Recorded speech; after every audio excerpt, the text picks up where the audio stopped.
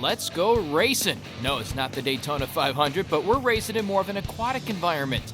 Naperville Central is back in their home pool, coming off a loss to Waubonsie Valley, taking on a Neuqua Valley team that's back in action after a week off of competition.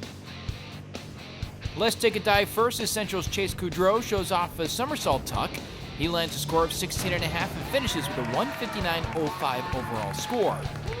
However, it's Neuqua's Thomas Kiefer with the best performance as he scores an 18 after this inward somersault tuck. Keifer finishes in first with a score of 159.55. Now to the racing side of things, the 200-yard medley relay is Neuqua Valley's group of Alex Shen, Boyle, Amir, Aliyev, and Senese find a way to pull through, as this group wins their race with a time of 1:40, just a second ahead of Naperville Central. Here's Senese in a bit of a shorter race, the 50-yard free.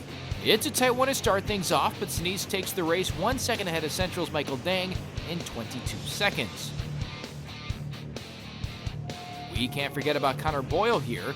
He is in the 100-yard free, and Boyle can just cruise his way through this race, taking it with a time of 48 seconds.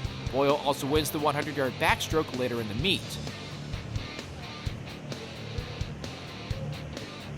Boyle not the only one to win multiple races. Here's Aiden Dunn in the 200-yard free, and in the end it looks like he's all by himself, taking the race with a time of 1:49.